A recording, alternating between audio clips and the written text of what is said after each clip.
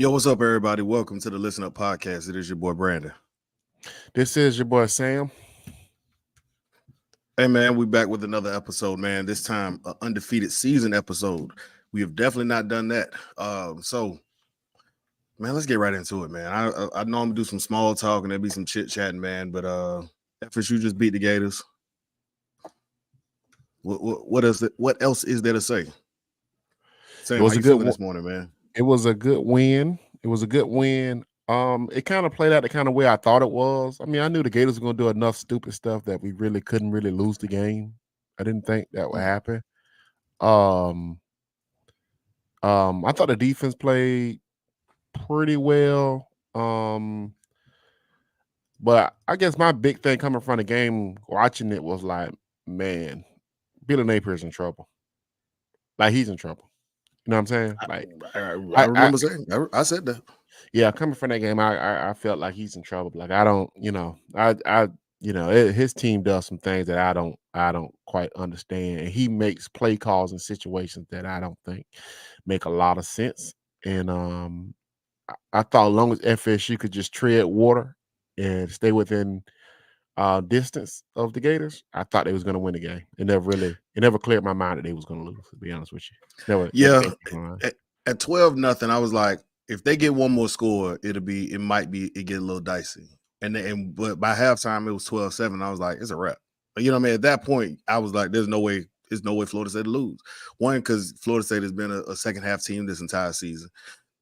We know they're going to go into halftime. They're going to make halftime adjustments. And we know at the end of the game, our guys are going to be more fresh than your guys. We've seen it all season long. It's been the story. And at 12-7, it was like, all right, which is a matter of time at this point. This game, you know what I mean? This is over with. Florida's not going to be able to score enough points, and Florida State's going to get it, it's going to figure out something. And that's exactly how I played out. I really went in this game with zero expectations. Like, I had no idea what I was going to see from Tate. I had no idea what I was going to see from the Gators. I had no idea what we were going to see from, either quarterback, really. And then we knew they were going to play with a lot of heart and passion because, it's a rivalry game. And we saw rivalry week went exactly kind of how I expected. A whole bunch of dogfight, close games, close win, Washington State down to the wire. Georgia Tech gave Georgia a handful for a long time. So it's kind of how it's supposed to play out, and it did. But listen, man. Well, let me ask you this.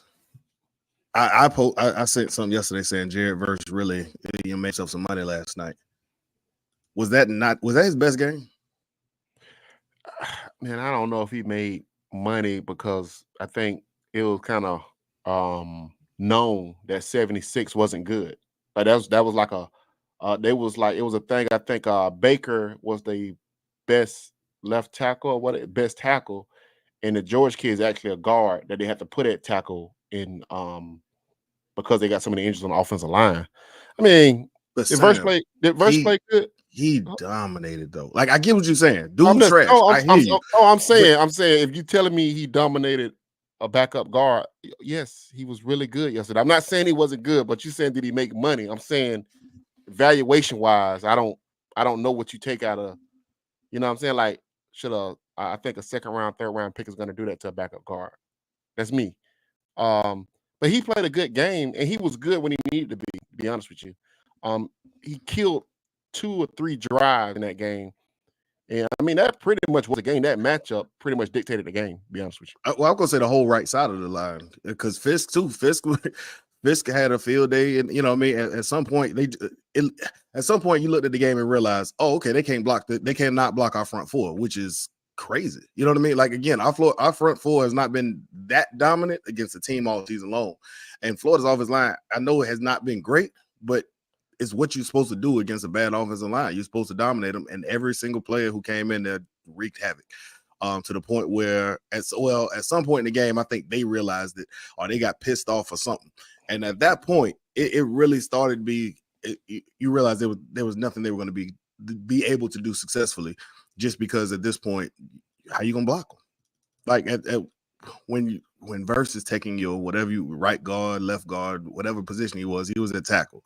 When Verse is taking your tackle and throwing him into your quarterback for a sack, I You're mean, not gonna win those football games. he had a really good game. I mean, I'm not saying he didn't have a good game, but I mean, I guess with most college football fans, I guess whenever a player on your team has a good game, you extrapolate that across 12 games. I don't really do that. I just go by game. You know what I'm saying? Like, I mean, how was you against the better offensive lines in the conference? The better offensive lines or the better tackles that you played against? I mean, he was good. I'm not saying he wasn't good, but I'm saying, like, does that mean he made? I mean, I don't. So, do you discount all the other games because of this But one see, game? I don't think he was bad in all the other games. I guess that maybe that's Okay. what we disagreed at. See, Well, I I don't think he mean, was bad okay. in all Well, those other games, and that's I, I don't want to say he was bad because I do think he had a. I think he had a decent season. I don't think he had a bad season. You know what I'm saying? I don't think he had a right. bad season. Okay, I'm not saying that. I guess when y'all get into these evaluations, I mean, I just think these things are different than when you're talking about, like, that's what people comparing Keon Coleman to Amari Harrison Jr. Like, you know what I'm saying? Like, these are different evaluations that you're looking at. Like, Keon Coleman's a good wide receiver. He had a good year. You know what I'm saying? Is he not? Is he Marvin Harrison Jr.? You know, but he's still a top wide receiver in the country. You know what I'm saying? But there's tiers of good, there's tiers of great, there's tiers. You know what I'm saying? So when you, I guess it's easy to like be like, oh, this was a great game. We had to have it. This dude was great. Like, okay, I'm not knocking him. Good game. Had a great game. I thought his season was a good season. What I had liked to see more in some bigger situations, yeah, I would have liked to see more. I mean, he did a great job against the Florida against Florida. I thought he was pretty decent against LSU on the second half of LSU game. On the Miami game, you know, but you know, so I guess it just depends, you know. Okay. And I do think when people talk about sack numbers, I don't look at it as a purely sack number thing. I look at it as how disruptive is a player. Like, to me, Braden Fisk and Foreman was the two best players on the defensive line this year. To me, I don't think it was actually close. I don't disagree with that. I don't think it was close. I mean, their impact in games to me was way more impactful game by game by game by game to me. You know what I'm saying? So do that mean Fisk is a first rounder?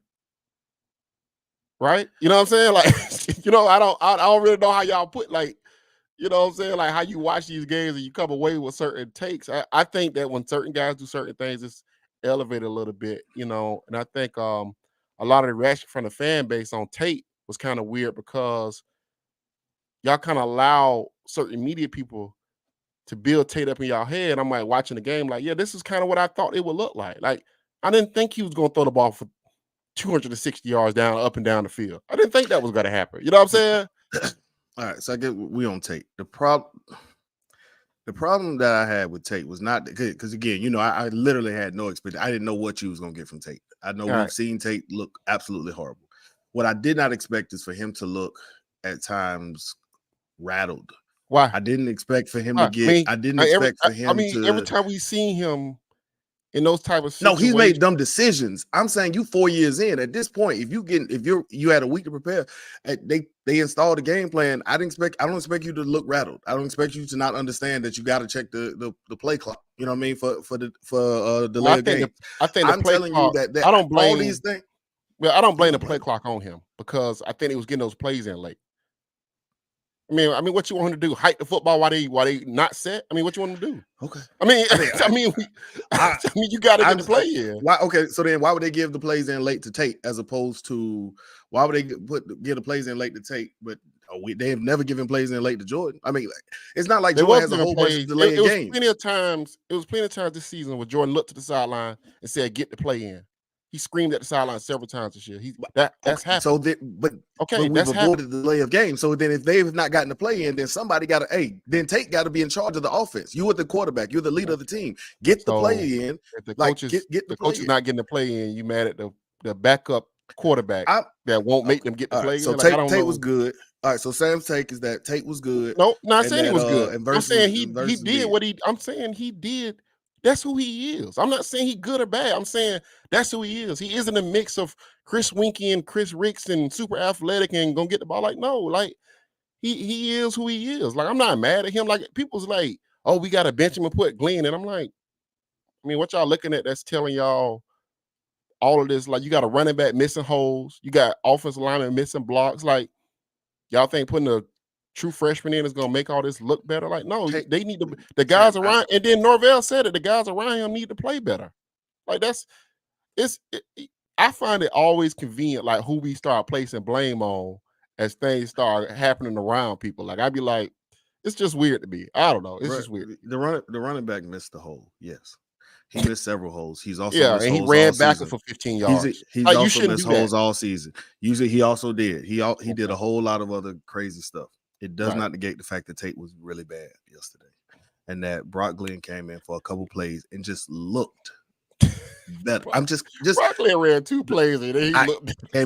I'm telling you, looked more poised. That's it. I'm not saying he looked better. I'm saying he looked more poised as a quarterback. And he did. I thought he did the same thing last week when Jordan got. I thought Brock looked more poised. Again, I don't know what. I don't. 48-6. It's like it's easy to be a poised guy to come in there and do a little things. Like, I don't. My thing is, I don't get the discourse. Like, I don't get. We've seen 3 years, 4 years of body of work of Tate. Like, I don't know what are y'all looking at that says, oh, he should be like this much better? Like, no, man, this is who he is. Like, that's who he is. I mean, y'all expect. What do y'all expect? Shame on us for expecting the quarterback to improve over 4 years. That's what you're saying. You're saying he used to go pick sixes every time he went out there on the first pass play. He don't do that no more. He's improved because they don't call that. Because they don't call that play no more. They eliminated it. They understand he can't throw the out route. He don't see it. But I mean, it's not like he didn't throw a couple pickable balls. You know what I mean? Again, Tate's bad. Like, I don't know any other way to put it. Tate's not good. I mean, yeah, like there's. I mean, but I'm saying, like, if you want to say he's not good or not great or Glenn is this, I don't know how you take a. What I'm saying is, I don't see the body of work that's telling me this guy, this guy, this guy, this guy, that. Like, I've been on this whole, like, okay, Tate's probably not a starting quarterback at this level of a school. I said that like years ago. Like, I've already 100%. said this stuff. So for me to get on this thing and be like, oh, but look what Tate did. Like, no, man, get the plays in quicker and he'll call the play. Like, they wasn't getting the plays in fast enough. Now, so that could be. So the problem was, I guess I'm trying to figure out what did you, from, again, they won the game. We had. I'm saying it looked. I'm saying it looked the way it looked. I'm trying to figure out where it looked the way it looked early on. Especially, I'm just trying to figure out where you placing the blame. I'm putting it. I'm putting it solely on the quarterback situation. I think you saying it's not that. It's more. I think collectively, what was going on around him wasn't good in the early in that game. I think the offensive line wasn't quite blocking. I think you got a running back that's running backwards for some reason. I don't know why. I think it was taking them too long to get the play calls in. I think that's because Florida was confusing FSU a little early in the game. You know, I had to give them a little credit. But I mean, Tate don't call the plays. Like, I seen one play, they got the play in late, and then the play had a motion in it. So then he sent the guy a motion, they had to call a timeout, because why would you call a play that got a motion in it when you only got 5 seconds, 10 seconds left on the play clock? Like, so I felt like Mike was he was kind of swimming. And I think the offenses on both sides was getting owned by the defensive coordinators. And that happens in games. Sometimes the defense have a better plan coming into a game than what your offense does. It happened on both sides to me. I guess my thing was this idea that Tate was going to go out there and throw for 250, 260 yards. And because he didn't do that, now he's bad. Well, no, he was already bad. I think there's a middle ground, because I never expected he was already bad. 2 or 3 yards. I'm saying, yeah. So, I mean, but he did enough. He played like a backup quarterback that's limited. Made a couple good throws, made a couple good decisions. And like, even that sack he took into that safety, like, that wasn't necessarily his fault. Like, dude, it's okay to block the dude coming dead up the middle. Again, that's, in my opinion, that's a bad call. Like, you have a backup quarterback, you in a dogfight. Then you in a dogfight. Then at this point, run the ball and punt it back. You know what I mean? Like, you got to trust your defense. I don't. Again, I don't know what. So I mean, my again, thing is that's some bad we're gonna play have to calling agree to right there. disagree on this one. I do agree there was a lot of things that happened poorly. I thought Mike called a conservative game early, and I would agree with that. I also think we were not aided by the fact that our quarterback was a whole lot worse than I thought he would be. I did not expect him to be good. I did not expect him to play, especially early on in that game, as poorly as he played. Yeah, I did expect the defense. I think the I discourse. expected. I think the discourse going into that game about Tate is what made people have this harsh reaction to when they watched him. And I'm like looking at him like, well, yeah, the same But see, guy. I never believed that foolishness. That was the thing about it. Like again, we know how the beat is, right? So we know the beat's gonna do a whole lot of hyping. This like how the fact that, you know what I mean, this is kind of what the beat does. So they were gonna do a whole lot of hyping, but we had already seen, you know, Tate play before, so we kind of knew what he had. Right. There's a certain, I think somebody put in the chat, awareness. Like he just seemed he looked lost and confused at a lot of times in that game.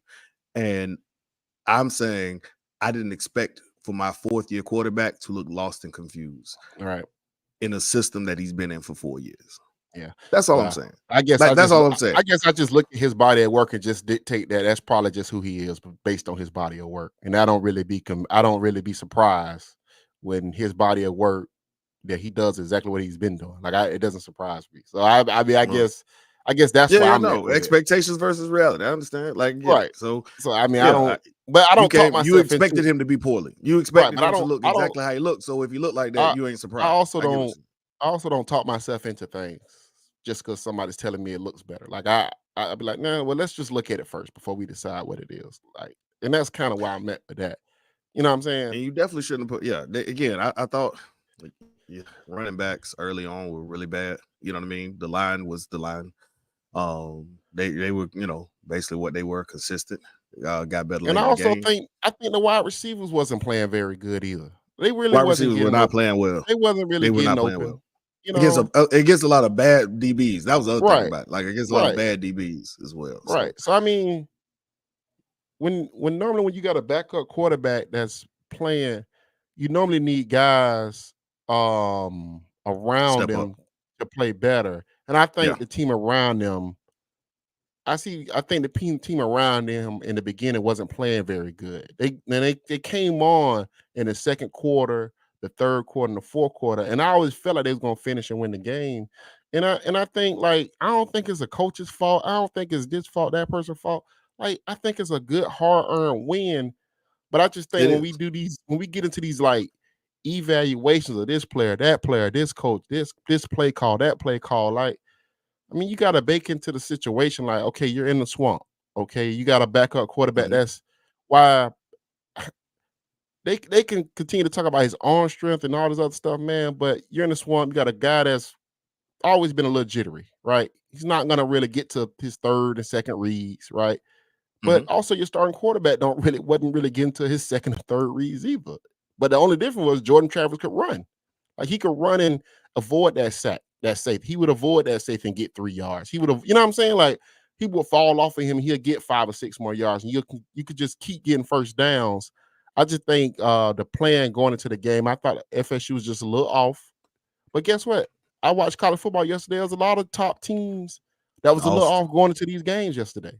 You know what I'm saying? So it happens. You know, I mean, listen, it was a rivalry. It's rivalry weekend. Yeah, it's rivalry weekend. You expect it to be tight. You expect the team who is not, you know what I mean, everything's on the line. Records don't matter. They've been saying it for years. They've been saying, you know, you throw out the record books and all this other stuff. I watched Alabama yesterday. I watched Milroe run in front of the line by 2 or 3 yards and throw forward passes. Like he did it twice. He took bad. He didn't catch the snaps. Like he didn't. It's like that dude was doing everything he could for Alabama to lose that game yesterday. You know what I'm saying? Did that mean Nick Saban was a bad coach? That mean Milroe won't be a great player eventually? Like, no, man. It's just you get into these games and weird things start happening. And I seen that with starting quarterbacks. So a backup quarterback in that situation, yeah, man. I that's what I expected the game to look like. That's what I expected the game to look like. Yeah. You know what I'm saying? That's what I expected it to look like.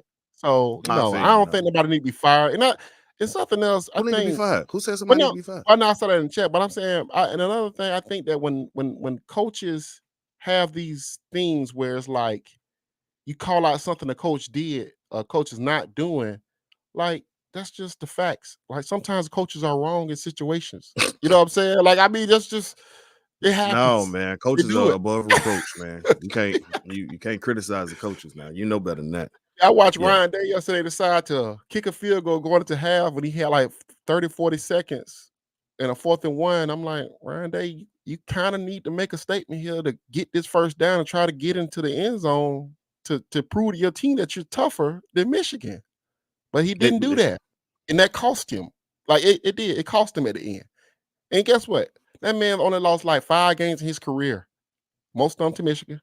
But, you know, but people want him fired in Ohio. You know, so shit happens, man. Hey, man. Listen, I'm gonna say again, when we're gonna pivot a little bit. Florida State, the turnaround from where they were, not forget last year. Last year was kind of I didn't know what to really make of last year, right? Because you had the 4-0 start, looked like everything was right. Then you lose to some good teams. We get to the tough part of the schedule and then rally off a bunch. Right. I'm gonna say, I'm gonna say this 12-0 season probably is one of the best coaching jobs I've seen from just again, we always talk about patience, right? Nobody has patience. Nobody has any, everybody want to get rid of coaches who win in games. Mike did not start out winning games here. I mean, he had zero support. He had zero support. Well, he had plenty of support. I mean, I'm talking about from the fan base. But at the end of that second season, it was looking real dicey. You know what I mean? Like year 3, it felt like, all right, if something don't change here, we don't know where you could be at. I'm saying at that point. For him to have now just finished off a perfect season, it's tough to do. Like again, like winning these games are tough. I'm probably not gonna pick him against Louisville. I'm gonna be honest with you. We'll get to that later. I'm not picking him against Louisville. But what I will say is that Brandon's silly in the chat. What I will say is that what he's done over this last year to get his team, the recruiting, the portal, everything. Right now, you have number 3 recruiting class. You're 12-0. He's done an amazing job, man. Amazing job. Regardless of what happens, next week, regardless of whether they make a playoff, it don't matter. At this point, he's done an amazing job with this team and has gotten the most out of them. Even while losing again, you lost Jordan Travis. You lost, Heisman Trophy candidate, quote unquote. Still came out there and beat your rival, man. I gotta give a lot of props to Mike. I mean, I think the turnaround has been amazing, to be honest with you. I won't say he won't have support. I think he had plenty of support even as he was losing games. Which I, to be honest with you, I always found weird. But, I give him credit, though, for keeping those kids bought in and for the turnaround, because it's hard, man. When that boat starts taking on water, it's hard to get it out. You know what I'm saying? It's hard to get it out. That's what I'm saying. That's what makes it so amazing. You know what I mean? Like, it's hard to get the water out once the boat start taking on water. It's hard, man. It's hard. So the fact that he did turn it around and the staff turned it around, those kids turned it around. It is amazing. That is an amazing accomplishment. You know what I'm saying? Right. And I also think the way they play, while this is something I give Mike credit for, because I thought last year he maximized the talent on that team to win 10 games, right? Like people was getting mad when they lost against Wake Forest, Clemson. I was like, well, I don't think you're better than those teams. So losing to those teams didn't really piss me off.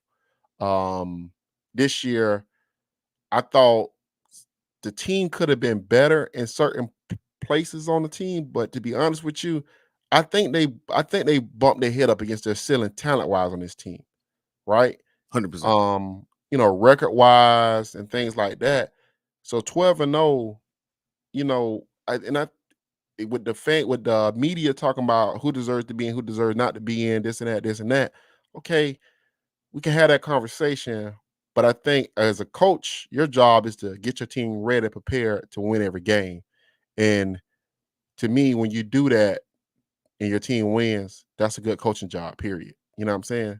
That's a really good coaching job. Do I think it's some other coaching jobs that's been better? I think so. I think so. But I think Mike's biggest accomplishment is maximizing the talent on his teams with the schedule, paired with that schedule these last 2 I agree. years. I agree, and I'm gonna give a little bit more credit out. Adam Fuller, man. I don't know what happens at halftime. I don't know what they're doing at halftime. I don't know what Adam Fuller is saying at halftime. I don't know what the game plans are. But what I can tell you is that when they get to halftime, matter of fact, I'm gonna say this: if they get to halftime and it's close against Louisville, Florida State will win the game. Like I 100% doubt if it's close, if it's within 10. Florida State will win that game in the second half. Like it. Well, I've seen it now. We've seen it every single week. They figure out a way to shut down the opponent. Whatever you did well first half is gone. Second half is gone. Like they took the run. They made the mobile quarterback immobile. Like, you know what I mean? He couldn't get yards. He was running all over. He was scrambling for Florida last week. I mean, for Florida yesterday. The quarterback. Well, okay. Well, I mean, well, tell me about it, man. Talk. This is what we hear. I mean, no, I'm saying like I never felt like that Florida was good. Like I like watching that quarterback. Even the first 2 drives, I was thinking to myself, yeah, this ain't sustainable. Like this ain't gonna get you to the finish line in the fourth quarter. Like I never really felt that way. Florida quarterback really wasn't. That kid wasn't ready to play. You know what I'm saying? And I thought the plan Florida had, like I think I put on the timeline. Florida get that safety. Okay. Then they get the ball at the 48-yard line. Florida State's 48. It was like 48 to 50. It was right there. They run a run play. Then they turn around and run a run, flip to the back, flip to the left, flip to the right, throw it back, and basically get sacked again. And I'm thinking to myself, Billy. It's like you knew Florida's gonna figure out a way to you can't block. You can't block that long. That's been proven. Why would you think you could run 3 triple behind the back passes to throw? Like, what made you think that was going to happen? So, and what Cubby just said is the point I was saying. They regardless, you had them 32 yards the second half. They were -5 in the fourth quarter. They had negative yards in a quarter. That's tough to do. I don't care how bad the opponent is. You still playing football. Like, I mean, you can go back. Like I said, we can go back and forth with this, but I'm just saying, I never felt in danger. I didn't feel like Florida could do anything. They felt impotent the whole game. It felt I don't disagree. I'm just saying, I'm giving credit. Adam Fuller has done a lot. Yeah, I'm just saying, Adam Fuller has done a good job this season. And I thought I wanted him to be the first out the door. No, Fuller's been good this season. Yeah, that's what we're saying. We started this season saying our liability is Adam Fuller. That's how we started it. And now I'm saying Adam Fuller is, at this point, is not a liability.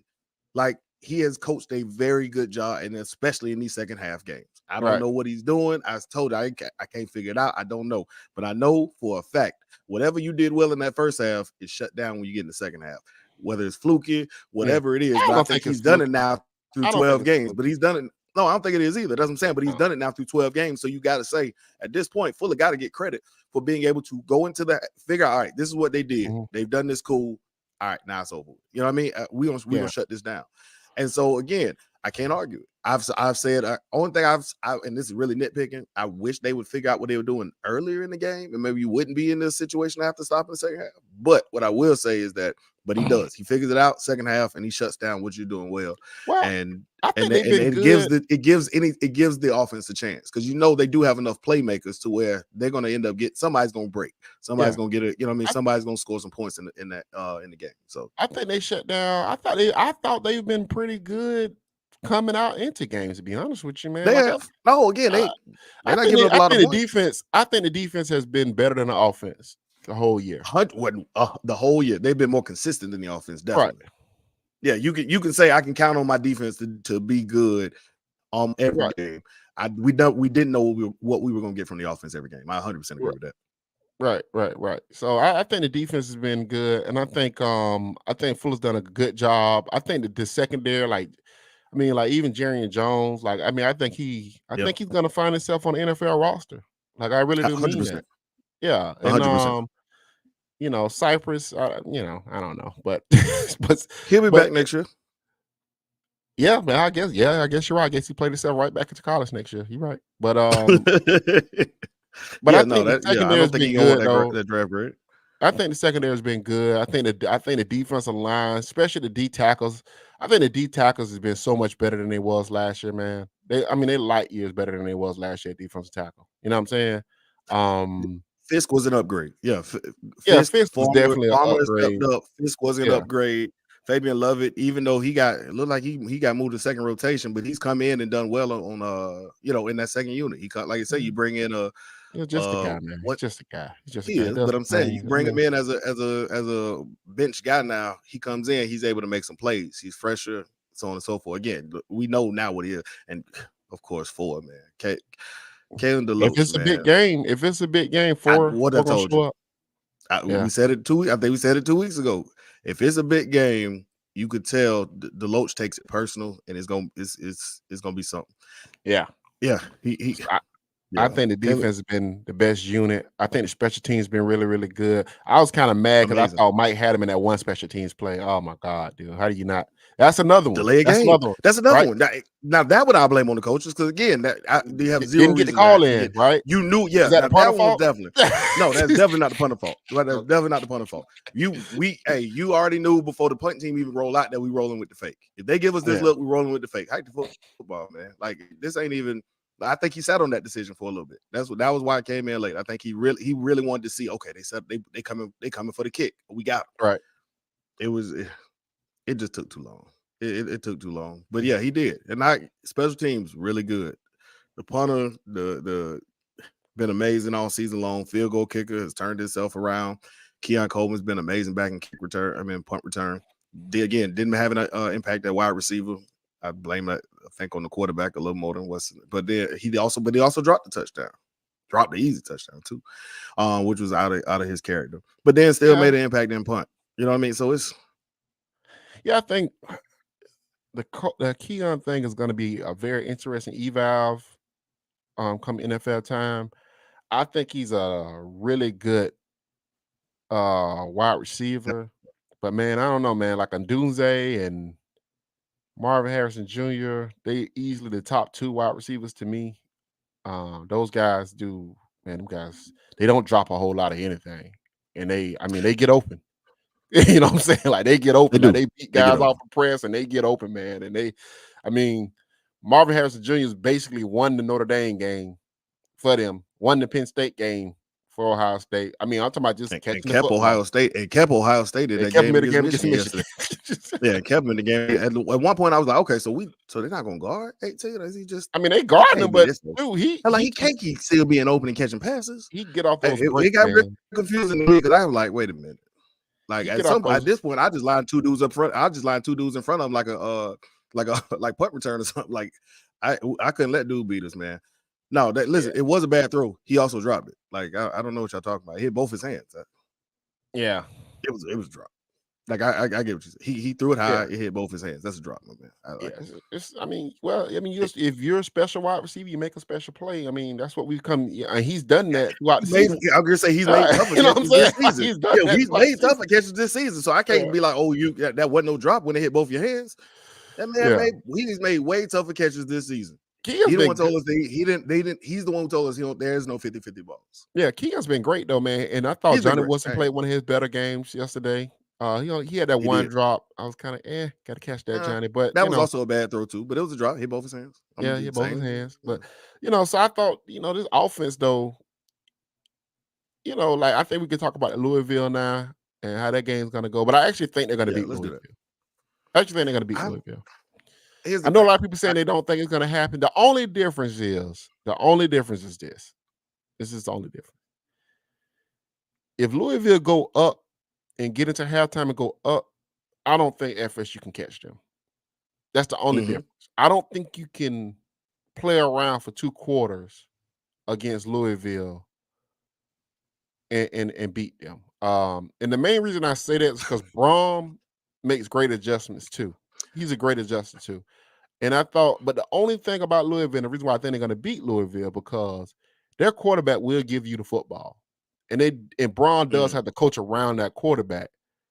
The problem is, I'm kind of thinking, our defense is very opportunistic, right? Yeah, the defense they're gonna make some plays. I think we can get some picks and get some fumbles and stuff early and get up early in that game and hold on for dear life. That's what I think is going to happen. I would just the way I would see Florida State winning it is by that. Like if our defense is able to get, a forced fumble, early pick, pick six, another one of those, blitzes. Because again, I'll give Fuller a little bit more. He's figured out the ways to disguise that blitz. Like they showed it on TV yesterday. You know what I mean? Where again we show blitz with Shaheem Brown, who is a blitzer. Quarterback points him out, and then you send the blitz from the other direction. That's a great blitz call. You know what I mean? That's well executed. That defense is humming right now, and so I agree. The defense is going to have to. They're going to have to win this game. You know what I mean? And so if the defense is able to execute and continue to perform at this high level, which I believe they will, then yeah, I can see Florida State winning it. The only problem is I'm just not sure if we can make enough plays on offense. Like I don't know. Can we get what's the race to? You know what I mean? What's the rate to? 24. 30? 24? 24. Yeah. Okay, so if the race is to 24, Florida State can get to 24. I don't think FSU with Tate at quarterback can get to 30. I just don't think that's gonna happen. I don't think that's gonna happen. Yeah, I don't think they can get to 30 either way. It's you got to. I think with Tate, you just got to minimize. You have to try to get into the game and say no turnovers. Yeah, you know what I'm saying, and hope that you can wear on their defense long enough to bust. Like they did in Florida, try to bust big runs. Maybe catch use that aggressiveness against them. Yeah, something like that. But I don't think you're gonna get more than. Yeah, you're gonna get the same strategy that they had against. You're gonna get the same strategy that Florida did. Take away all the short stuff. You know what I mean? Play you tight, send pressure, and we'll see what happens. Yeah, Tate needs to be serviceable. Yeah, I mean, if he do what he did yesterday, don't turn the football over. I mean, that'd be fine. Like, don't turn the football over. Don't take a safety. They need to get the plays in quicker. I mean, that's just all to that. I mean, but the thing about it, though, the only thing that scares me about Louisville is that with Braun, like I said, they're not gonna beat themselves. They're not gonna do the stuff that Florida did. They're not gonna. Yeah, Florida's gonna give you at least. They're not gonna block somebody out of bounds. Some bullshit. They're not gonna block somebody out of bounds on a punt. They're not gonna give up 15. Yeah, like they're not gonna. Yeah, they're not gonna hit in the face and get one of your best players to kick out. And my best player got to get kicked out of the game for spitting. They're not gonna do that. You know what I mean? And a free 15. Yeah, it's just dumb stuff. They're not gonna hand you 15 yards after 15 yards. Yeah, they're not gonna give you 15 yards. Florida's a very poorly coached team. They just make dumb decisions throughout the game. You know what I mean? Like, Anyway, and Louisville's not going to do that. So you're gonna have to earn it. Yeah, you are going to have to earn it. We'll see. Cubby said something else. He said up tempo may help Tate. I don't think that'd be. I don't think you want to be up tempo. I don't think if you go. Yeah, if you go up tempo, that's quick 3 and outs. You get it right back to your defense. I think you got to milk the clock, take every second, snap it within 3. It's gonna be one of them Jimbo type games. You know what I mean? Where Jimbo used to. I got like 5 possessions. You know what I mean? Let's make this thing. I guess I highlight this one too. It says they need to use tight ends more in the pass game. The problem with the tight ends is they don't block in the run game, man. They're terrible in the run game. They don't. Yeah, they're terrible in the run game. They're killing you a lot of times. Yeah, I'm be honest. I didn't like the Coleman in the backfield thing either. I know it was there was a new wrinkle or whatever it is. It just didn't seem to. It never seemed to work. I'm gonna be honest with you. Like I don't know what the strategy was or what they were supposed to be doing, but it never seemed to work. Yeah. It didn't seem to work. I go back to whatever we was running before that, but that wrinkle didn't work. And it also I think it got Keon out of his rhythm, in my opinion. You know what I mean? Like I think that's why we looked at Keon didn't really execute the same way. They had him in the backfield doing some weird stuff. Line your 2 wide receivers up at wide receiver and let them boys make plays. Right.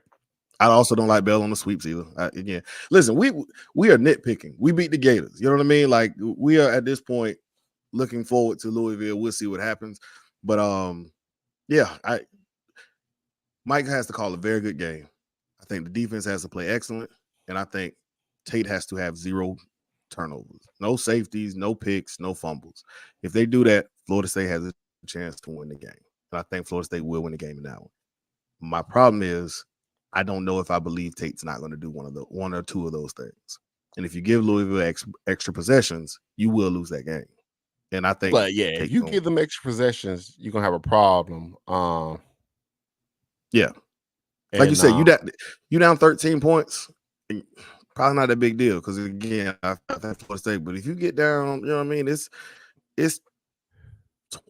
20-3. I don't know you can come back from that. You know what I mean? I don't know if Florida, if Tate has the offense to be able to come back from that, and if the defense can get enough stops to be able to come back from that. That's Well, you all don't I'm want saying. to put Tate in much, these throwing situations with no leverage. Yeah. You know what I'm saying? Right. I'm with you. So I mean, you got them winning. I I think got FSU wins. I think it wins 24-23. Oh wow. Okay. Yeah, I think it's going to be really, really close, but I do think FSU makes just enough plays, and I do think Plummer gives us at least one interception.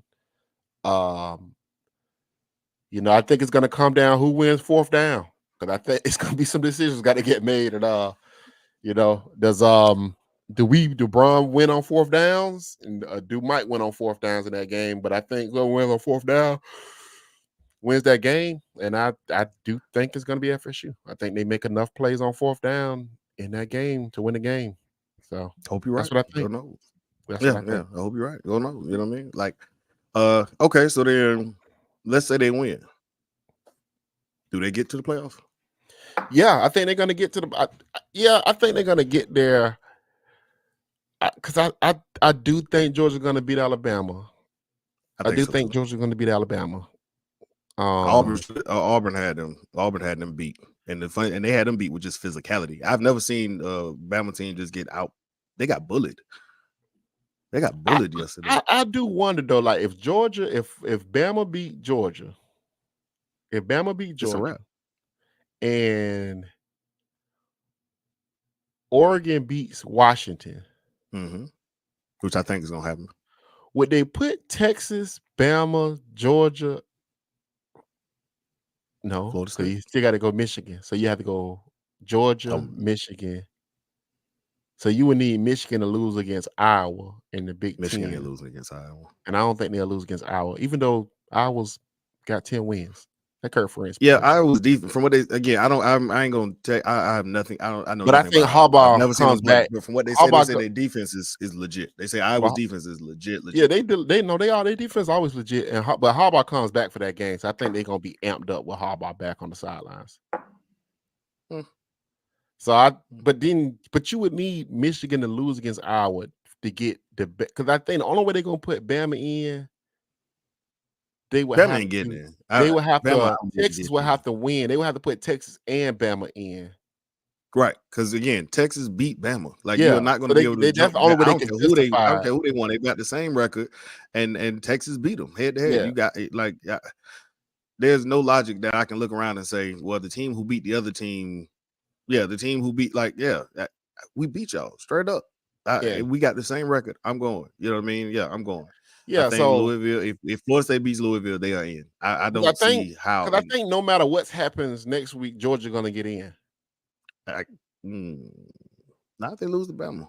I think so. Well, this is what happened with TCU last year. Remember, TCU went undefeated. They lost in the conference championship. And they put TCU in anyway.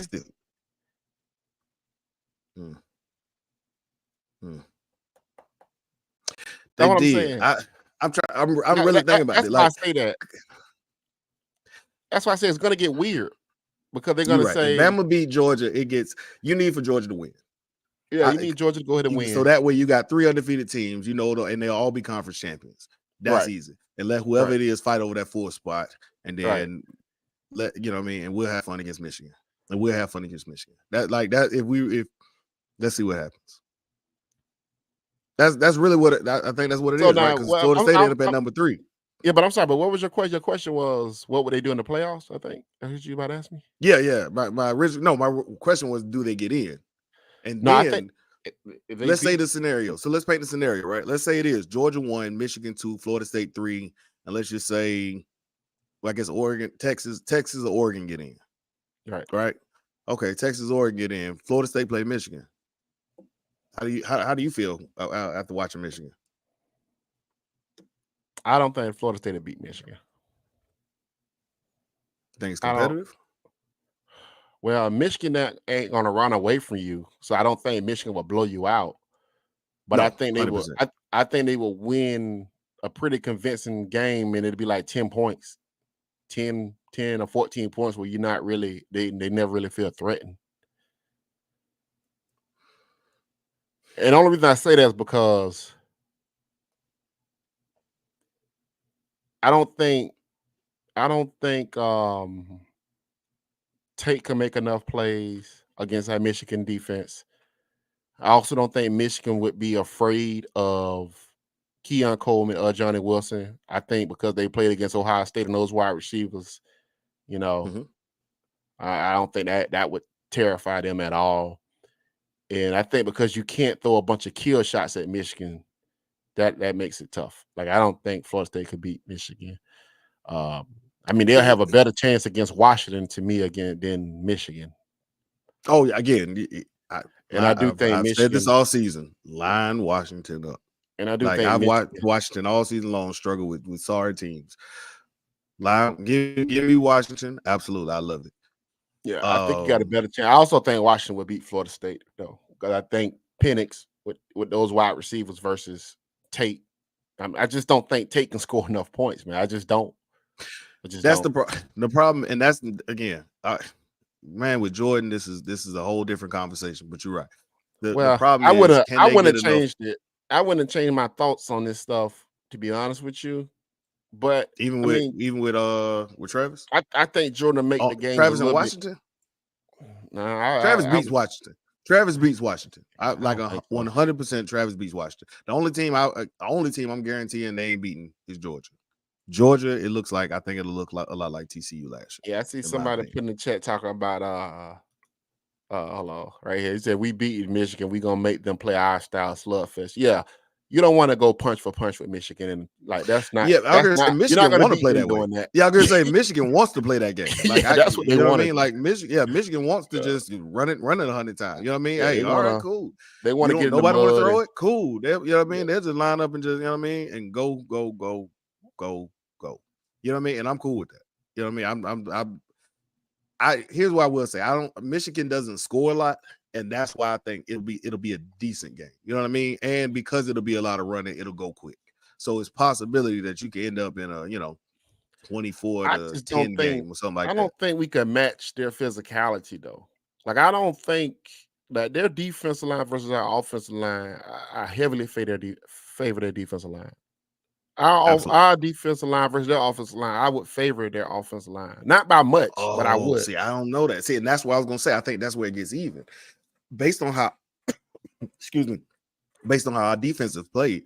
And look, I would think we can match up well with, line for line. If you tell me our defensive line can, especially if you get an angry verse, you get, you get an angry verse, you getting some, Fisk, you still got the rotation.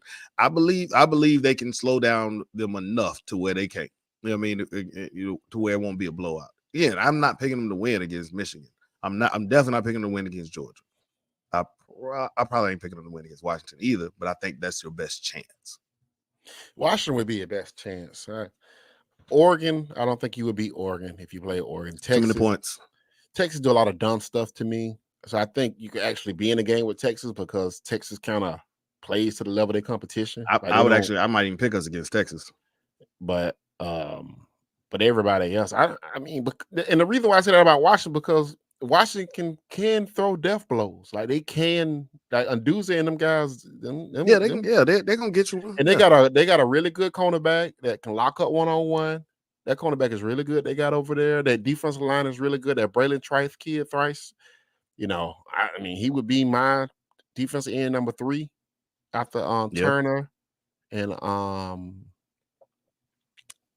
Turner. Who was the other guy? Oh, I like Chop Robinson. So Turner, Chop, Bryce, that Bryce Thrice kid from Washington be my number 3. So I mean, they got talent at Washington, dude. Like them Samoans be hitting up there. So, and they played a lot of ugly games. Slow ass Samoans up. Line them slow ass Samoans up. Okay. Line them slow ass Samoans up and come out here and get beat. No, yeah, I'm talking. I'm just talking. I don't really believe that. I'm just talking. But all right. But no, man. Anything else, man? FSU had a good season, man. It's a lot to look forward to. They had a great season. It's something I will say. Something I will say. As we look at the big 3 going forward, depending on what Miami do as far as keeping their coordinators, if they can keep their coordinators, Florida's in trouble, man. Because there's a chance. Like I think it's a chance that they might get blowed out when they play Miami next year. I'm not joking. They're going to get blowed. Sam, I'll pull back up the schedule again. I'm telling you, Florida may win 2 games next season. They got like 2, but all right, pull it up. But what I will say, when they play Miami, if what I think can happen in that game happens, I don't know if Billy gonna make it halfway through the season because they're not gonna take losing to Miami lightly. You know what I'm saying? Like they're not gonna take that with like, okay, you rebuild it. Like so Miami. Okay, they play Miami. That's gonna be a loss. Miami got a lot of talent. They're gonna beat them. Sanford. I mean, Miami got to keep their coordinator. Beat Sanford. But what happened with UCF? Well, I mean, they might be in a dog. I think UCF have been here. I think they'll beat UCF. I think UCF a little overrated. I think UCF. Oh no, I agree. But again, all right. So they're UCF. Then they go. Then they got Georgia. They got us, of course. They got Kentucky. They got LSU. They got Ole Miss, Texas A&M, Mississippi State, Tennessee, Texas. I think they get about. The thing is, I 4 or 5. They right where they at this season. They can get about 5 or 6. Yeah, they can right back in the same place, 5 or 6. Yeah, they're in the same space. Yeah, Mississippi State. They might, you know what I mean. They might be able to get Kentucky because Kentucky, you know what I mean. And I think the thing that's killing them, they're not beating Texas. I think the thing that's killing Florida is I do think Napier is a good recruiter. He is shown to be a good recruiter. He is a good recruiter, but I don't think he's a good team builder. I don't think he built a good team. I mean, I don't think he built a team that brought the floor up. No, you know what I'm saying? I felt like their floor was lower this year than it was last year. And I thought Miami or Mario, him and Mike both brought their floors up. Like they both raised the floor of their team. You know what I'm saying? Right. I get what you're saying. Like he got a bunch of pieces. They just don't go together. Right. He got pieces, but they don't all fit. Like they don't all fit together. They don't all play together. They don't all do things together. Like with Miami, like when I watch Miami, I do see a team that's like determined to win every down. Like they're trying to win the down. Like Florida just seemed like, oh shit, I hope we get a sack. Oh shit, I hope we get a pick. Oh shit, I hope this happens. I hope. It don't feel like they're determined to dictate or do anything special at all. Like they don't feel that way. And that's weird. That's weird to me watching them play. Because even against Missouri last week, I never felt like they were gonna win that game. And I was like, I never felt like they were gonna win that game. They had every opportunity to win that game. You know what I'm saying? And like with people like, you know, I mean, it's easy to shit on Mario, that's fine. But after the Georgia Tech game, every game after that, I felt like I didn't feel like they was like that terribly coached. I felt like they came in every game with a plan. They came every game ready to win, wanted to win, playing to win. I mean, they beat Clemson. They beat some other teams I thought was decent. They beat the brakes off of Boston College at the end of the season. You know, they did that. They gave Louisville everything they wanted. You know what I'm saying? So, I mean, granted, I don't think Miami's going to be great. I mean, it's going to depend on what they do. Like I said, if Miami can keep their coordinators and Miami can add the guys I think they're going to add in recruiting, they're going to have a chance to be about 10 wins. I mean, Mario's going to always do his dumb shit in games. Like he's going to cost them a game. The problem, I'll say the problem is going to be Mario. Yeah, but at the same time, he is raising their floor. I don't feel like Florida's floor has been risen any. Like in year 2, I want to feel like the floor is up a little bit. I don't feel like they flow up. They're bad. Yeah, they're bad and they're poorly coached. They're bad and they're poorly coached. Right. Yeah. It's not a good combination. And they keep saying they're gonna hire offense. And the main reason they need an offensive coordinator, to me, isn't because I think Napier is terrible at play calling. Because I don't think he's I think he's very good at play calling. I don't think he's a bad game plan. I think he has a good game plan coming into the games. But the thing is, it's like everything else around him is like mismanaged. Everything around him is just falling apart to me. And I just that seems crazy with the amount of coaches that they have. This is looking bad with the amount of coaches that they have on the sideline. That's what's so confusing. And that's when they was comparing him to Willie. Coaches, they was comparing him to Willie. I'm like, well, Willie didn't have all those coaches. Like, no, Willie had Willie actually had like coaches like they had restrictions on coaches. You know what I mean? Like, Well, I yeah, I mean, get that. That's well, not my the same. thing was when those things were happening on the wheel, I was like, well, he needs more resources to get more coaches to clean some of these things up. And then even going into Willie's second year, they was better on offense. They was cleaner. They did more cleaner things. I mean, granted, people at that point, the narrative was we got to fire this coach. You know what I'm saying? That's just all it was. Remember, we was like in game 3 talking about must wins. With Napier, I'm like, dude, you got 60 coaches. You got plenty of coaches.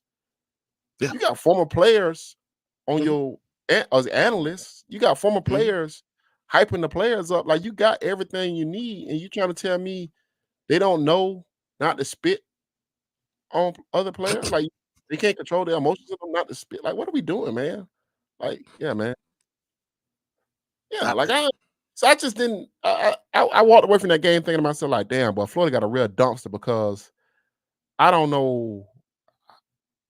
He got to get out of year 3 to be good. I don't think he's going to get out of year 3. I think because I think Miami's going to do something to them next year, man. I really do. Miami gonna beat the brakes off them boys, and it's gonna get real dicey now. Like if Miami go out there and 34-3 or something like that, boy, they gonna let that they gonna let him go. He will not make it. And I do think, I mean, you know what I mean? and I do think they by need Miami. to keep him. I do think they need to keep him, but this is the problem when you fire one coach or you make one coach feel like you don't want him there anymore. Like with the whole Mullen situation, like at some point you have to be like, okay, this guy gonna give me 8 wins. I take these 8 wins till I find a guy that I feel comfortable with that can get me over the hump. Right. I'm not going to my ninth option coach. Yeah, I'm not going. Right. Yeah, I'm not going to fire a good coach. Coach is getting you to New Year's 6 bowls and winning games, beating your rivals. I think I told Weed this because we talked about this, and I'm like, if Brian Kelly really wanted to be the University of Florida coach, why the fuck didn't they hire him? Like, that doesn't make no sense to let go of Mullen and go hire a coach that you gotta hope and pray that he gonna get everything figured out. Like, you need somebody gonna come in there off the jump running. Like, I don't know, man. That's because you can't. If I'm Florida, I wouldn't fire him next year. Like, I would keep him, but it's gonna be hard to justify it if you have another 6 wins. It's gonna be hard to say I got to keep him. That's gonna be hard. All, 6 wins is an improvement. They're not getting a 6. You can't go 6, 5, and 6. You can't do that. Like, you can't justify not in this day of college football. Nah, I mean, you can't do that. And everything. Teams get good overnight now. Like, nope. Yeah, like you say, he has to make a bowl in year 3. But I mean, the 6, the Meineke Carcat Bowl, you know what I mean, played but on. I'm saying though, even on December 3rd ain't the bowl game you want. You know what I mean? Even if you make the bowl game, that nobody. But even if they make a bowl game, you talking about if they win 6 games, you can't bring that back the next year. Like, that's Florida. Like, yeah. You know what I'm saying? Like, they want him going now. I'm telling you, like, they want him going now. There's no way in the world they bring him back after 6 wins next season. And again, I think 6 is generous. I'm not seeing them getting a 6. But maybe Lagway come in and they say Merck's coming back. So, Merck's come back in the system again. Once again, I don't, he'll like put up some numbers and they'll lose. To me, he's just not a good team builder. I just don't think he's done a good job building the team. I just don't. Them pieces is talented pieces. It is talented pieces. And I do think they're going to be good on offense next year. I think Florida's going to be good on offense next year. I really do. But, man, you got secondary problems. You got defensive line problems. You got a bunch of O-line problems. Like, your tight end just hit the portal. Well, that tight end wasn't that good. So, but still, you got a problem. They better keep that quarterback. That's what I know. They better keep that quarterback. I've made a rule for myself. I will no longer comment on anybody going into the portal because everybody's school has players going to the portal. That's everybody. Yeah. So I don't. It's free agency. Yeah, portal gonna open up and it's gonna be free agency, and we'll just watch it play out. Yeah. There's no more team loyalty. You ain't got whatever it is. Florida State basketball player left and went right to Miami because they was winning. You just don't hire. I just, I don't know. Yeah, let's say Merck's coming back next year. He'll be, that'll help him out a little bit. Yeah, but even with Merck's coming back, they're gonna have to clean up the special teams. He's gonna have to put competitive depth on that roster so they don't, because like I felt like at the end of the year they were so beat down, they playing so many young guys that was causing all the special teams issues that they was having so many young guys. But then they had a bunch of special teams issues the first game of the season against Utah. They should have beat Utah. Utah wasn't good this year. No, they did not beat. Yeah, they ain't like they playing a dominant Utah team. Yeah, dude, Colorado played Utah closer than Florida did. Go look at the game. Go look at the score from yesterday. Go look at it. Like with Colorado's backup, right? And from what we all say is a terrible offensive line, which is a terrible offensive line. They gave Utah more problems than Florida did. I mean, yeah, man. Like, yeah, man. I don't know. That's a disaster. That's a disaster. So they got to fire the AD. He got to get. I would fire him today. So that's what I would be doing if I was Florida. I'd be getting me a brand new AD in there. I would be preparing for a new head coach in it by the end of next year. That's what I would be doing. So, yeah. Listen. No, go ahead. Nah, that's it. That's all I had. I was just like wanting to just go off about Florida. I just, man, like, damn. Like, no, I get it. Look, you gotta never apologize to me about going off on Florida. You know what I mean? I do it at least once an episode. I find a reason to go off on Florida. So it was your turn. Yeah, that was a disaster. Like watching them yesterday, I was like, man, that's a disaster. It was really, yeah, you see it. Like I'm watching it, with my family, we out of town or whatever it is. I'm watching it, and they was like, Florida really do some dumb stuff. I said, I've been saying this all season long. Florida does dumb stuff. It just they are going to give you the game. You don't want it, they'll give it to you. You understand? Like they will give you the game. That's what they do. Yeah. And that's really bad. Like when your team gives away games all the time, gives extra possessions, gives you first downs. It's not good. It looks directly. You got to look directly at the head coach. At one point in time, Florida State was like that. Not too long ago. Yeah, it's like I said, it's always weird, man, when you watch these teams. But I know I had one more tangent to go on. Okay. I'm happy Michigan beat Ohio State yesterday because I got tired of all that crying and whining about, they stealing signs. Like, dude, and he was whining all throughout the game, asking for calls during the game. I'm like, Ryan Day, stop being such a bitch, okay? Be a man, okay? That's what I'm talking about. Yeah, we letting it out. Yeah, we letting the chopper sing today. That's what I'm talking about. Stop being a bitch, Ryan Day. Okay. I'm also happy to see Michigan beat them. Like, get out of here, dude. Get out of here. Yeah. You been screaming at old Ryan Day. I hope they fire your ass. Like I don't normally root for people to be jobless, but I hope they get you a bitch at you. Ryan Day is as soft as they come, and that I ended with that because he just the whole game he crying. He spent his whole time arms in the air. Yeah, I'm a LeBron fan. I feel like it's like watching LeBron. He just out there just like, bro, man up and coach your team, man. That's my loser of the week because he started this whole. Yeah. Him and Greg Schiano started this whole. They stealing signs. That's why they better than us. Like, dude, you've been around football long enough not to act like a bitch. Okay, you've been around football long enough. You know more about football. Like, get the fuck out of here, dude. And like, and then it's like, and I get that Harbaugh is one of those old school coaches that's Harbaugh's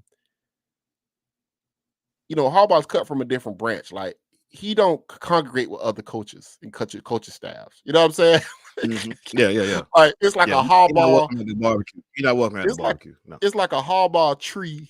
And like it's like Harbaugh and his group of guys. Like it's John Harbaugh, the tagger, Mike McDonald that's over there at the Ravens. And they take coaches from each other's staffs. You know what I'm saying? Right. Like John Harbaugh and Jim, they don't really go outside of their group of coaches. You know what I'm saying? Like those they guys. So, and I know for a fact that Harbaugh is not very inviting to other coaches. Like he want to fight you. Like he's like, we want to fight. Like and that's what I want. We want to get down. Like that's his mentality. So I get that coaches don't like him, but to act like he was doing something so damn egregious that it was creating this big advantage. It's like, dude, stop it. Like seriously, stop it. Dog, you can know the play that's coming, and you still got to execute the play. You still got to execute the play. if you got 20 seconds, if you get a play call in, by the time you get the play call, you got 25 seconds. Can you tell all 11 guys what play is coming within 25 seconds of that play getting in? Even if you did, they still got us. I'm going to line up, and my job is to block that defensive guy, regardless. Yeah. Regardless of what happened. My job is to block the defensive guy. I'm over Ranting and his crying ass. Get him out of here. They need to go get. I know they can't get this guy, but Mike Vrabel. They need a Mike Vrabel infusion. They need a tough guy at Ohio State right now because they soft as shit, man. Yeah, I'm sick of the interim head coach crying all the time after these games too. Man up, man. You act like you've been here before. Every game is emotional. I'm gonna give him a pass because he's an interim. I'm giving him a pass because he's an interim. He's an interim. Stop all damn crying. Yeah, but I mean he's an interim. So, but as a head coach, as somebody that's leading the program, all that whining on TV, going behind back doors, trying to claim that this is why I'm losing to Michigan. Like, no, man. Stop that. Yeah, man. Yeah, you getting your ass whooped. All right. Yeah, but anyway. I'm also with Michigan. Like, I need to stop crying. Yeah, but that's enough of that for me today. On my coach. You got anything else you want to rant about, man? I'm cool with it. Nah. I think it'd be a good idea for Ryan Day to take the Texas A&M job if he can get it. I think Texas A&M making a big mistake by not hiring Mark Stoops. That's about it. The crowd been calling for Urban to do what? Yeah, they got to get a psycho in there, man. You got to get a psycho back in there, man. It's soft. It's a soft program. But you know it's crazy? If I'm an AD, it's no way in hell I'm firing Ryan Day. It's no way. But anyway, that's me. I mean, the man only had 6 losses in his career. I mean, don't fuck around and hire somebody worse. You know what I'm saying? Like, don't fuck around. You can do a lot worse than that. You can do a lot worse. We've seen this happen. Yeah, move again. Look at what's happening in games where you moved on from a good coach. Now you got a really bad coach. You don't want to do that. Especially in the Big Ten where you finna have USC and Oregon now. Like you could set yourself up for some failures. You know what I'm saying? So, but anyway, man, that's that. Yep. Got any questions? I see you got a few of them start over. Or we address all of those. Yeah. I think we addressed everything. It said, hey man, like Mike to maximize top 5 class could get spooky. That's true. You got to start hitting on the offensive line though. This is gonna be big. These next 2 classes, he gotta bring in some. He got to bring in some high level at the O line and D line. Yeah, I was gonna say, listen to Jeff Cameron's Monday episode. If y'all really, you know what I mean, like he really broke it down. He was like, you don't find, and he said, I'm just stealing from him, but he said you don't find linemen in the portal. Like those guys, they don't leave teams very often. You know what I mean? You don't find elite guys. You don't find elite guys on when you playoff games in the portal. You're not correct gonna find in the portal. Right. You're gonna find some serviceable guys, but not elite guys in the portal, especially when it comes to those linemen. He said those guys are usually recruited from high school and developed. And he was like, so Mike's evolution. If he really wants to take himself from good to elite, he's got to hit on offensive line. And right now they're not hitting at nearly high enough rate. So I 100% agree. Like right now, they've done great. They've done a great job in recruiting. They got number 3 class. But if you don't hit on that offensive line, I don't care who you put line back up there, quarterback, they're gonna struggle. They're gonna struggle. Again, last week we struggled against North Alabama running the football. There's zero excuse. We can't line up and get a yard against North Alabama. That's a problem. You know what I mean? And so again, and that's why it's hard for us to pick Florida State against any of these playoff teams. Because even if you had a good line, then you could say, all right, well, we got really good running backs or whatever it is, we can line up and just run the football. You know what I mean? That's what Mike want to lean on anyway. But you don't have the offensive line to be able to do that. So yeah, Mike gonna have to hit. Mike gonna have to hit on the portal. Yeah. I got a question. Who on the FSU beat you? I don't listen to anybody but the Nolecast, to be honest with y'all. I don't. I'll just say I listen to Jeff Cameron, but that's not really. I don't know if it's a podcast, and I mean I listen to it in podcast form, but I do think other people do good podcasts. I think the thing with me is, and I told Brandon this when I first started doing the podcast, I didn't want to sound like nobody else, so I stopped listening to a lot of podcasts because I didn't want to listen to somebody's podcast and then be sprouting off their opinions, right? And that's why I don't listen to a lot of them either. Yep. So I guess now, so when people listen to me, it's like I'm being negative. I guess because I'm not saying with all the other podcasts I say it. Yeah, but that's what listen, I'm thinking. When it comes to that, if y'all want to hear people tell y'all how great everything is, man, it's 1,000 that do promise that. you that every podcast they got is gonna tell you everything great. I promise you. Like we got them. Like there's a whole bunch of FSU podcasts that will tell you everything's great. Tate's great. This, that, and the third. You know what I mean? They're gonna tell you how Tate grew up and they expect him to take another leap against Louisville. You will not get that from us. Like you. Like I'm gonna tell you what I feel. Sam gonna tell you how he feel. We're gonna agree, we're gonna disagree, but it's gonna be our honest opinion. You know what I mean? Like we don't. And again, that's why I said I listened to Jeff because Jeff usually is coming from a different place, and I don't think we can even talk from the same points because he's talking from an inside the program. He's been with it 30 years. Me and him are never gonna have the same opinions or talking points. So I'm fine listening to him. I don't like, and then I can understand saying, listen, Nolecast is really, they're just numbers. You know what I mean? Nolecast is a whole lot of information. You know what I mean? I like the Nolecast because I think what Bud and Ingram do is good, but I do think Bud and Ingram both kind of they give a more overview look of the program when they talk about the program. So it's not all sunshine pumping all the time. Yeah, I feel like they're giving a real opinion on what they really think. So they come from an emotionless place. Like they're leaving the emotion out of it, and literally that's what I say. Like they talk from, and they kind of let you decide how you feel about the team. I don't need people telling me how I need to feel about Tate Rodemaker being the starting quarterback. You know what I'm saying? Like I don't need to listen to that all week. Like that's kind of like ridiculous sometimes. Like I listen to certain things, and they be like, oh, you know, this guy can do this and this guy can do that. And I like the AO. Remember the AO at defensive tackle thing? Everybody like AO finna have this big breakout year. Mm-hmm. And I'm like, I don't think that's really gonna happen. Like, and then when you listen to somebody like Ingram, Bud to be like, oh, AO started playing football 3 years ago. Okay. So in my mind, I'm thinking like, oh, this kid just started playing football 3 years ago. Probably not gonna be an elite defensive tackle at college, his second year on the college campus. Yeah, not immediately, no. Right. You know what I'm saying? But you have people they give you information and you can formulate your own opinion. They're not giving you an opinion. But people in the offseason was constantly saying he's gonna have this big breakout season. I'm like, well, if he's only played football for 3 years, like it's probably not gonna happen. Okay. Mm-hmm. But I'm not saying that he won't be good in 2 more years or in a year. He might be great. You know what I'm saying? So but I think a lot of the podcasts, when they're doing just, you know, player specific interviews and stuff, I don't really care about that type of stuff, to be honest with you. But I don't think none of the FSU podcasts are bad, to be honest with you. I don't think none of them are bad. I would agree with that. I think you gotta find your flavor. Listened to just about all of them. You gotta find your flavor. Just find your flavor. Yeah. Hey, but most importantly, you here with us, and we appreciate that. Yeah. While y'all here, hit that like button if you haven't already. Hit the subscribe button if you haven't already. I think most of the people in here, I recognize all these people. So these are faithfuls. If the button come up, man, y'all here, and we appreciate that for real. Yeah. Again, tweet it out. Do what you do with it, man. We appreciate that for real. Boy, Staples is bad.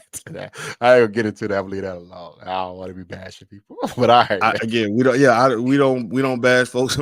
Again, I might ask you some questions. I might be like, yo, we really doing this? You know what I mean? Yeah. It's something wrong with Brandon. Y'all got it. It's too early for this. It's too all early right, for Brandon this foolishness, man. So listen, this is the Listen Up podcast. We're gonna check out these Jaguars. We out. Yo.